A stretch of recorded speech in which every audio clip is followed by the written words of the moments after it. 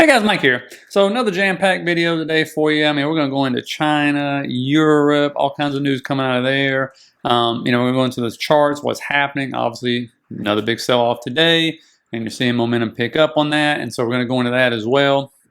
But I will say a couple of things. One, on days like today, you need to find yourself a happy video to look at, and not even look at the charts. I mean, I don't really stress it anyway, but stuff like this. Somebody sent this to me, so I was like, he's like, this is what I do on, days like today in the market. I'm like, yeah, I can see why, But where I ask for your help is this. I don't know if somebody out there speaks Chinese, reads Chinese, or is Chinese, from China, living in China, if you actually get this stuff. And I've seen this, and I'm curious to know if this is real. It says the Chinese government spending billions of US dollars to continuously build quarantine camps all over the country. And when you go through here, there's just a whole bunch of them, right? The first one's in Shandong province. You can see right there. I guess that's what that's supposed to be. You got your second one right there in another province you can see. And I can't read that. I have no idea what that says. But I don't know what I assume those are what they're supposed to be. Third, Xizang province, whatever it's called. Fourth, Henan province. I'm probably just killing these names, but forgive me for that. A fifth one here. This one actually definitely looks like what will be a quarantine. You got the towers right there over them as well. Sixth right there, another province. You see that right there. Another quarantine camp supposed to be. And obviously seventh, and that looks like, yeah, exactly what that looks like, to be honest with you. Could be something else, but I don't know. And as we go down, I mean, there's an eighth one, and then there's the ninth one right there. Again, I can't read this. I have no idea what it says. And I'm just curious, like, is that real? Because I don't trust Twitter and Facebook, because that could be old stuff they did back in 2020. Now somebody's posting it, trying to create fear or whatever in the markets and things like that. Or if it's actually legitimately still happening at this time, because I know they're still doing rolling lockdowns.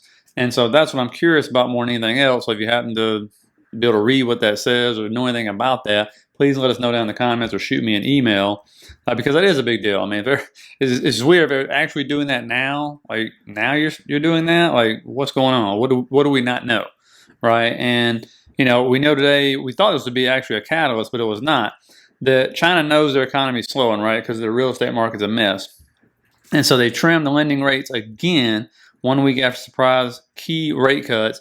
And the reason why they're doing this simply is the moves are seen as an attempt to revive credit demand and fire up the economy hurt by extended lockdowns. And this one gentleman comes off and says, and I totally agree with him, fresh monetary easing / stimulus was seen as futile as flogging a dead horse, given that China's economy desperately needs consumers back in the street spending money. And of course, they can't do that because they continuously do these rolling lockdowns. And I've seen different videos. But again, I don't know what the trust coming out of China, because, I mean, I know they got their state media and everything else, and they block things coming in and out or whatever. So I don't know what to believe on that. But the reason why it is a big, big, big deal, because they're the second largest economy in the world, right behind us. And so, and plus, obviously, they make all our stuff, so that would make supply chains a hot mess if they start doing mass or something else is going on that we don't know about, or they start doing mass lockdowns again. And so that's why I really want to know, what the deal is with this story. So if you have anything, please let me know. But I figure at least bring it to your attention and try to see if somebody can help me out there. Now, Europe, that's a whole nother hot mess. I do feel bad for our European brothers and sisters, because it looks like it's going to be a really rough winter for them. And again, I don't know how they're paying those power bills and doing everything else they need to do. Because looking at this, I'm not an energy expert, but I know Russia shut down one of the pipelines for 3 days maintenance, but also they've been cutting it off. And when I look at this, I think, well, if it was a stock chart, I would think this is going down. And when I look at that, it says the Nordstrom flows, you can see where they were back in March and where they are now. But just the gas rolling into Europe as a whole, it seems to be shrinking dramatically. And if you don't think it can get any worse for Europe, well, here's natural gas. And that's where it's at now. It went up again today. They call it the Widowmaker for a reason, because it moves like crypto. It can do 60% gains in 1 day. Okay, this thing moved. So if you don't think it can get any worse, that is not true. Here is 08. There is 05. And currently we are sitting at the 2000 level. That was the high back then at 2000. And so, yes, this can definitely go higher. And by the way, if you get anything out of this, please hit that like and subscribe button for me. I really appreciate it. Which would be an absolute disaster for them, because I even read that Germany has declined trying to extend their nuclear power plants, and I guess they're shutting them down or whatever it is they're doing. But they're going to go that route. I really don't understand that. I would think after going through this, you would want to have some clean energy, something that produces a lot of power, and you got the power plants there, why not? So I guess that's what's going to happen in Germany. So I guess that's why people are searching for firewood so much over in Germany. I've read and actually looked on Google, and that seems to be the case. So I can't blame them. And so, going into our markets, what's going on? Why are we still selling off? And, it goes back to what we discussed before. I mean, you can see plain as day, this is why moving averages are so powerful. And stocks do trade off moving averages. I mean, this right here, you can see it's a 30-minute, but as soon as we came up and hit that 200 moving average, which is right above it, we've done nothing but gap down since. You look on the daily right there, and we're approaching the 100 now on the daily. It's only about maybe less than 1% away from it. But if that breaks through tomorrow or the next day, then that's just like a cascade. It's momentum pushing down. As you can see, when it broke above it, it basically just floated right along, just bouncing off of it and then rocketed up. Well, the same thing happened if it breaks through the 100-day moving average, because you got more supports beneath that. And I've already showed you got all these gaps below that can be filled. Don't mean they have to be filled. And so that's something to look at. But then you got the VIX, which we talked about yesterday. What happened? I said, if it gets above 22 and recaptures that trend line, watch out. Well, of course, it gapped up huge today. It was up 15%. This is what happens when it goes above that $22 target right there. You can see you can get some massive, massive moves. That don't mean it's going to happen, but obviously if that happens, that means the SPY is coming, or the S&P 500 is coming way down. And you look at the QQQ, it had broke out this channel we talked about. Things are looking good and strong. Well, now it's back in that channel. It gapped down. And so we thought it was going to fill the gap. We just gapped and jumped right below it. There's two more gaps below it, but now you also have two gaps above it. And so that's the question, is which gaps are going to get filled first, and are you going to have a swing back up? Now that's the big question right now. And when you look at its moving averages, you can see as we bring them on here, it's right there above the 100. It never made it to the 200. It's about 1.5% away. And so, and it also sits on that major support line. So is it going to break through that? We don't know. Because normally after moves like this, and you can see the red days, especially gapping down like that, you're going to have some consolidation there, or a move up and a bounce back. But again, I always tell you, people don't know which direction this thing's going.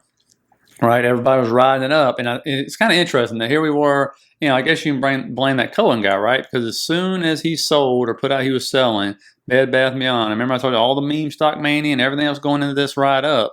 As soon as that happened, right, then that night, or the next day, actually, what happened? Crypto went down, stocks went down, crypto continued to go down, stocks continued to go down, all the meme stocks continued to go down, like all that risk, it was like risk off ever since, right? People just flipped out and boom, down we went.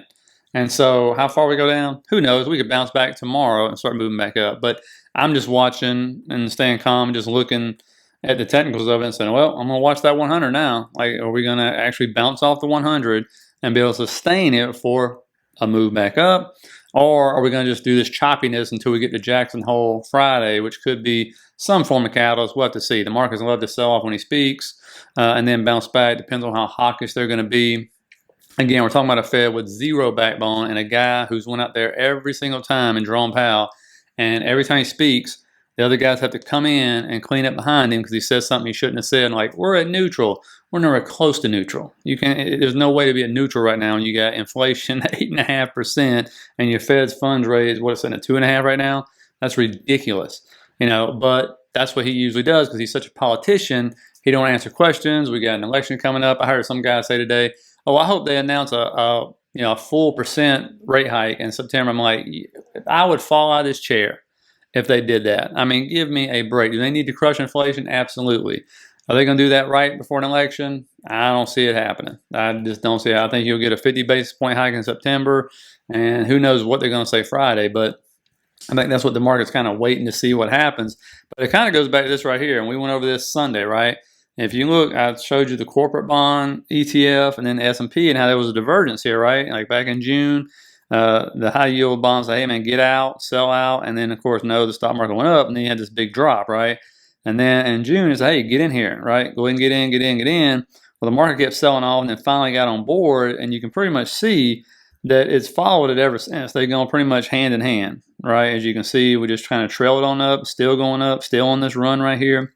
So the bond market really called this run up before it ever happened, and now what's happening? Just like I told you Sunday, I was saying get the heck out on August 11th. It started trailing down, and you see the big drop. Well, the S&P was still going up, right? I was like, no, we're good. So the market, it seems like that's why they say the bond market, their traders or investors are smarter than the stock market investors. They tend to lead the way and know what's going on more. And somebody told me that deals with bonds, because I really don't, that it's because the algorithms don't control the bond market as much. They don't take as much risk in the bond market. If that's true, I don't know. But I've looked at a lot of those charts, and it seems to be, they tend to kind of lead the way. And so what I'm looking at on that, or trying to see, well, let's see if it turns back up and starts telling us to get back in. Then there's a good chance, then, hey, we need to get back in. Of course, the bond market might be waiting for Jackson Hole, which is the Fed meeting this Friday as well, to hear Jerome Powell and his cronies speak to see what they got to say and stuff. And to me, it seems obvious what they're going to say is, I don't think they're going to do as much in rate hikes because maybe the balance sheet does start to get rolled off of. They just don't seem to talk about it. But also the fact that, remember, this whole rally is predicated off of rate cuts, not even freezing. Rate cuts is what they were trying to see in the future, like the end of first quarter or second quarter of next year. And, that doesn't make a whole lot of sense, right? Because there's no way inflation is going to be down by then. There's just no way. Rents are too high. I mean, 40% of the core is real estate, right? So there's no way that's going to happen. And so for them, it seems like what they're trying to say is we're not going to raise as high as we said, over 4%, like 3.5 or 3.75, and then we'll just hold it as long as we can, right? And so that's my question is, we got to see what the market wants to do, because, the market's real good at creating these narratives, right? Create this narrative, say, oh, no, they're going to cut rates real early next year, so we're going to go ahead and move up. We're good. We're 3 to 6 months ahead of this whole thing. Great. Well, now all of a sudden, every one of them's telling you we're not going to cut. Why would we cut rates? We know we can't get inflation down fast enough. The last thing we do is cut rates. And plus, if you do have the balance sheet rolling off, if that actually happens and it starts to roll off, especially if it gets anywhere near the cap they're talking about, we are going to feel that. The market's going to feel it. We won't. And it's funny, they don't really talk about it that much. But if there is no rate cut, what is the new narrative that Wall Street is going to paint now to try to get everybody back in the market? Well, they're going to hold rates for longer. It's bullish. Let's go. That's what I want to know. Because I thought the narratives was ridiculously stupid that they were going to be cutting rates. I said that in multiple videos early next year. It made no sense. Now, of course, again, I'm one of those people, I know I'm in the minority, that have no faith in the Fed whatsoever, okay? Whatsoever. But, so again, I don't get surprised in the idiotic decisions they make or don't make, okay? And so, but them cutting, I was like, what? That would be disastrous. Absolutely disastrous.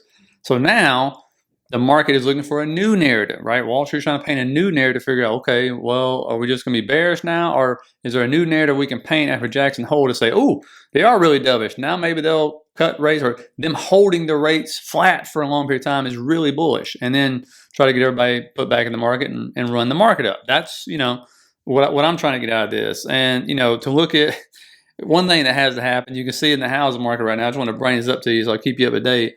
Like, man, the housing market's a mess right now, right? The rates are high. The rates are high. The prices are high. Everybody has a lot of equity, which is really good, but they don't want to sell because, where are they going to move to? And this is applications, right? It's falling off a cliff, for God's sakes. It's just falling off, but nobody's buying houses right now. And this right here is the home buyer affordability, the worst since the 90s. It is worse, actually below. It's just crossed over to where 05 was, and that is worse than 05 or 06, that is. And it's going back into the 90s as far as people can actually afford the houses. And I happen to know somebody in the mortgage industry, and they started a different job just because business is so slow right now. It's just, they said it's a hot mess. People just can't afford them. They're not going to buy at these prices. The rates are too high. And so, and again, nobody wants to sell, even though they got all this equity built up. If you sell, where are you going?